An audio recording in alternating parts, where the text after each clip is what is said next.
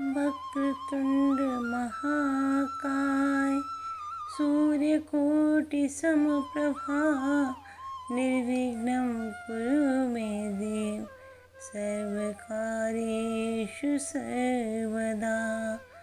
ॐ सर्वमङ्गलमाङ्गल्ये शिवे सर्वार्थसाधिके शरण्ये त्र्यम्बके गौरी नारायणी नमोस्तुते। आज मैं आपको हरियाली तीज की कथा सुनाने जा रही हूँ और इसका क्या महत्व है इसका विवरण मैं आपको दूंगी। हरियाली तीज को सावन के विशेष पर्वों में से एक माना जाता है। ये दिन सुहागिन महिलाओं और कन्याओं के लिए सौभाग्य का दिन होता है। लेकिन आखिर क्यों इस दिन को महिलाओं के लिए खास माना जाता है, आज मैं आपको इसकी कथा सुनाने जा रही हूँ। हर साल श्रावण मास के शुक्ल पक्ष की तृतीया तिथि को हरियाली तीज का त्यौहार मनाया जाता है। ये दिन महादेव और माता पार्वती को समर्पित होता है। मान्यता है कि इसी दिन महादेव ने माता पार्वती की तपस्या से प्रसन्न होकर उन्हें विवाह के लिए हाँ कहा था। इसलिए इस दिन को भोलेनाथ और माता पार्वती के मिलन का दिन माना जाता है और सुहागिन महिलाओं और कन्याओं के लिए काफ़ी शुभ कहा जाता है। इस बार हरियाली तीज 11 अगस्त बुधवार के दिन मनाई जाएगी। मान्यता है कि हरियाली तीज के दिन माता पार्वती और महादेव का पूजन करने से विवाहित स्त्री का वैवाहिक जीवन सुखमय हो जाता है और कुंवारी कन्याओं को मनचाहा वर प्राप्त होता है। जानिए श्रावण मास से जुड़ी शिव पार्वती की कथा। पौराणिक कथा के अनुसार माता सती ने हिमालय राज के घर पार्वती जी के रूप में जन्म लिया था। तब उन्होंने शिव को पति के रूप में पाने की कामना की थी।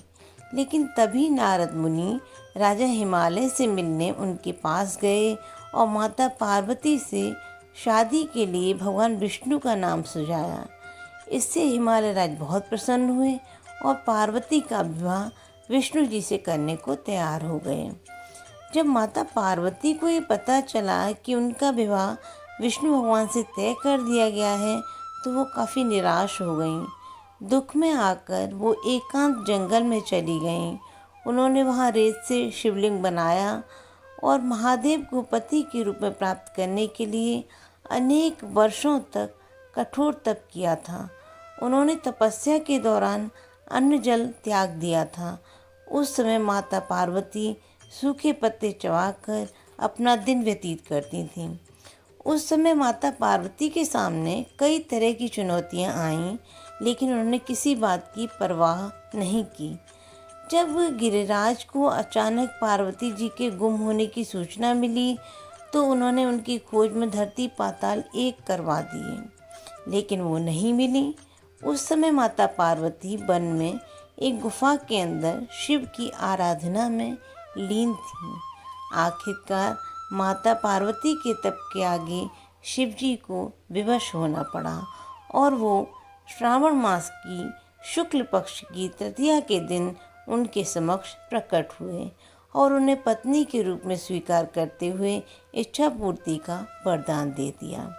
इसके बाद उनके पिता जब उन्हें ढूंढते हुए वन में पहुँचे तो पार्वती जी ने साथ जाने से इनकार कर दिया और एक शर्त रखी कि मैं आपके साथ तभी चलूँगी जब आप मेरा विवाह महादेव के साथ करेंगी।